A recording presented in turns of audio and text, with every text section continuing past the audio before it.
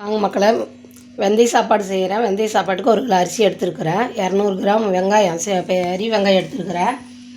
50 gram பூண்டு, பட்டை ஒரு 5 பட்டை, கிராம்பு, ஏலக்காய், அதில் 7 பச்சை மிளகா, தேவையான மல்லி, புதினா, இதில் ஒரு 3 ஸ்பூன் போட்டுக்கலாம் வெந்தயம்.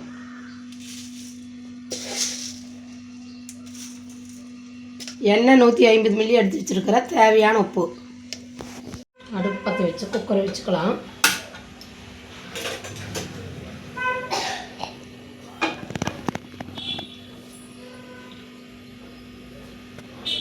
குக்கரை வச்சுட்டு எண்ணெய் ஊற்றிக்கலாம்.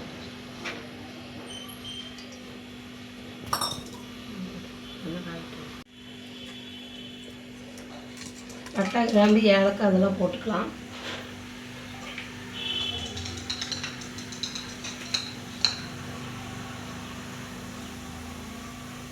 அடுத்து வெந்தயம் போட்டுக்கலாம்.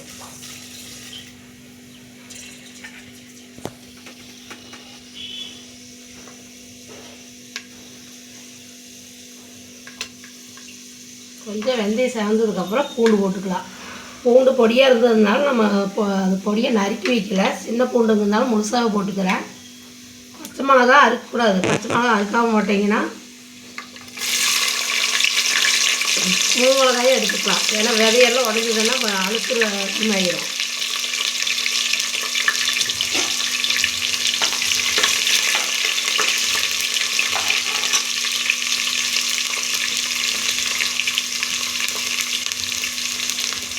அதுக்கு வெங்காயம் போட்டுக்கலாம்.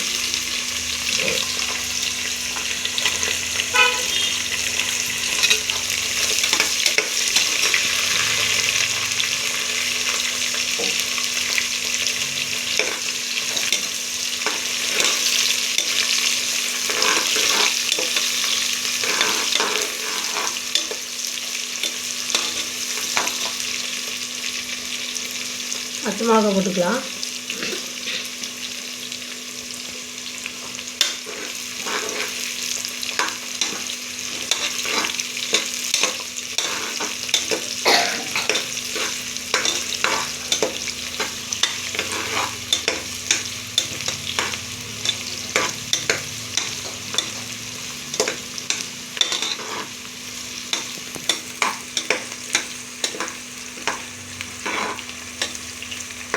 நல்லா கொஞ்சம் பொன்னிறமாக வந்ததுக்கப்புறம் மஞ்சத்தூள் போட்டுக்கலாம். நான் அந்த இதில் மஞ்சத்தூள் எடுத்து வைக்கல, அதனால் மஞ்சத்தூள் நீங்கள் போட்டுக்கணும்.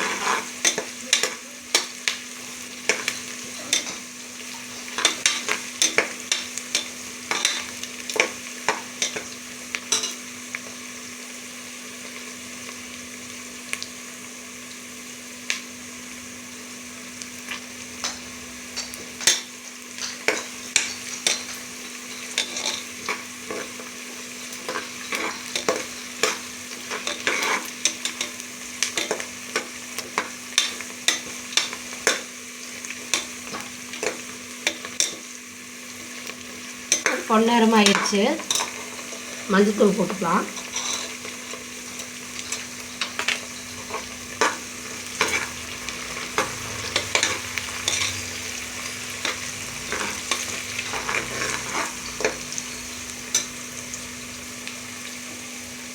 மல்லி போட்டுக்கலாம். இதுக்கு புதினா மட்டும்தான் போடணும், மல்லி வேண்டாம்.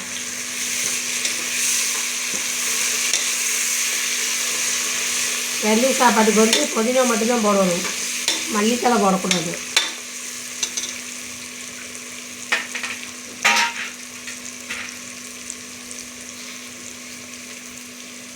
நான் இப்படி எப்போவுமே 1 கைப்பிடி உப்பு மட்டும்தான் போடுவேன். 1 கிலோ அரிசிக்கு 1 கைப்பிடி மட்டும்தான் போடுவேன். இது போட்டு மறுபடியும் நான் போட மாட்டேன்.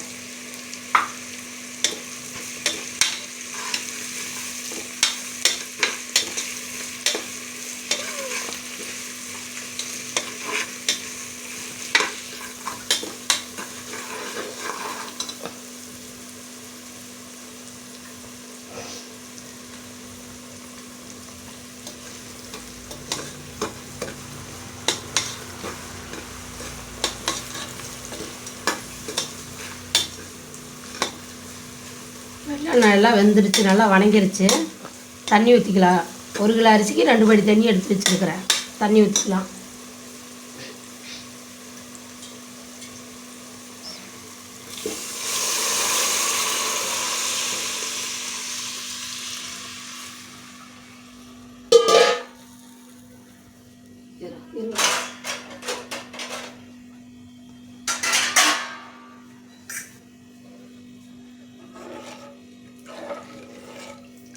உலக்க கொதிக்க வரலி கொஞ்சம் மூடி போட்டு வச்சுக்கலாம். உலக்க வச்சதுக்கப்புறம் அரிசி போட்டுக்கலாம். தண்ணி நல்லா கொதிச்சிருச்சு. இப்போ அரிசி போட்டுக்கலாம்.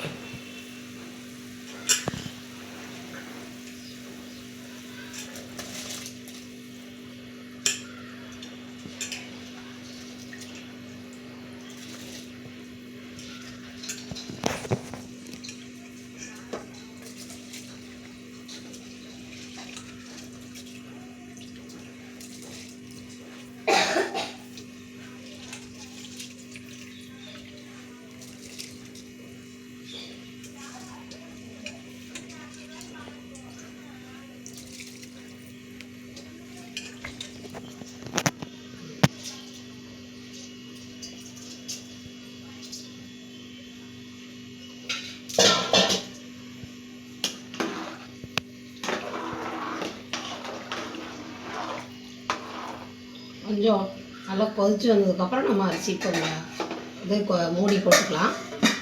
வரும்போது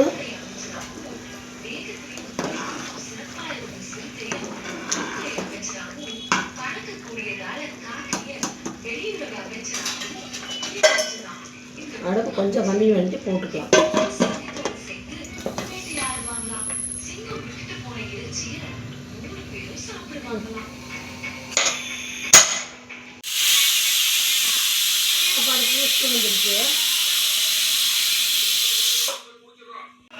வாங்க மக்களை, நெய்மீன் கருவாடு வெந்தய சாப்பாட்டுக்கு நல்லா இருக்கும். நெய்மீன் கருவாடு 4 வாங்கி எடுத்து வச்சுருக்கிறேன்.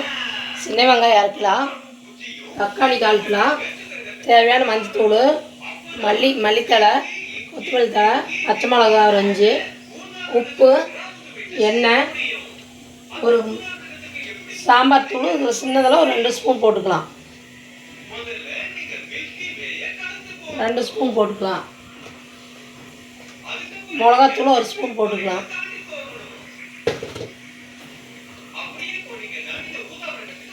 மல்லித்தூள் 2 ஸ்பூன் போட்டுக்கலாம்.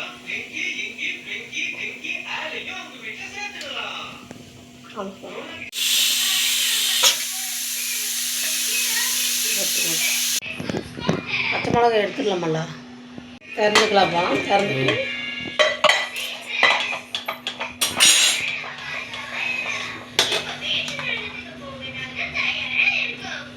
வெந்தய சாப்பாடு ரெடி ஆயிடுச்சு. நான் வெந்தய சாப்பாடு சாப்பிட்டா சூடாக இருக்கிறவங்கெல்லாம் குளிர்ச்சியான உடம்புக்கு இருக்கும்.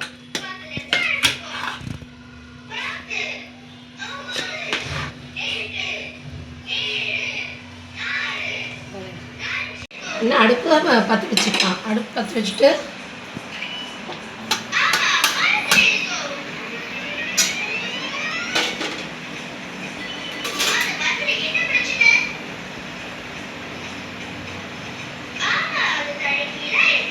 எண்ணெய் 100 ஊற்றுறேன். ரீஃபண்ட் ஆயில்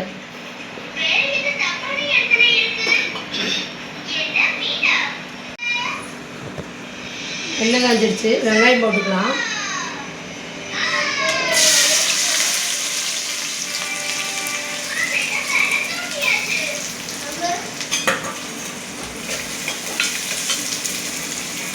எத்தனை கருவாட்டில் உப்பு இருக்கும். உப்பு கொஞ்சமாக போட்டால் போதும். வெங்காயம் சீக்கிரம் வணங்கிடும்.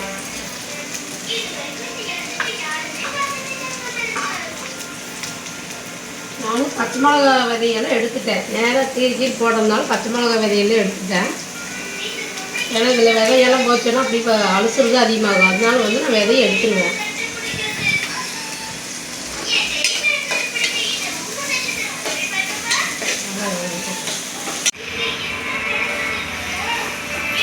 பச்சை மிளகா போட்டுக்கலாம்.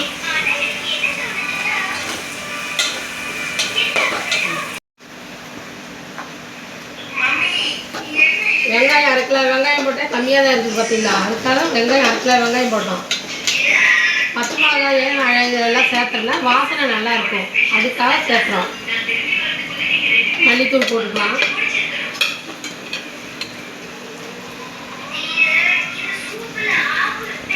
மல்லித்தூள் போட்டுக்கலாம்.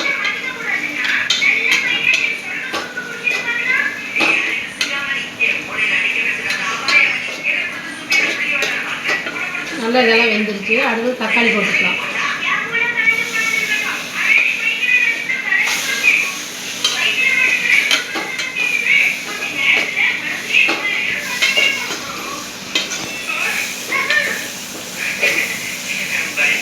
தக்காளி எல்லாம் வணங்குறதுக்கப்புறம் மல்லித்தலை கருவேப்பிலையும் போட்டுக்கலாம்.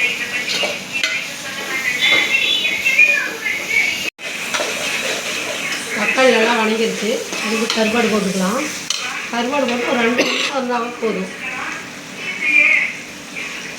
நல்லா அந்த முள் இதெல்லாம் எடுத்துக்கலாம்.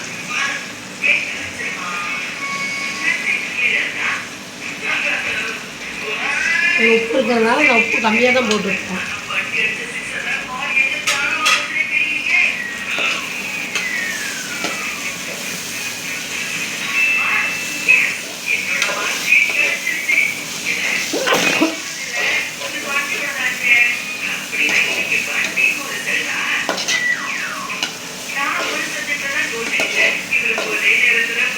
ஒரு 2 நிமிஷம் இருக்கட்டும்.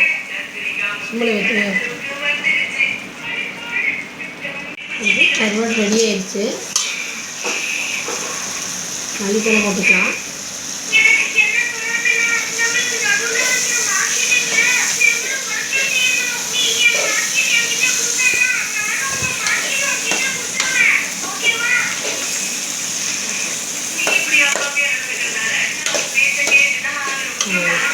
நெய்மீன் கருவாடு ரெடி ஆயிடுச்சு மகளே.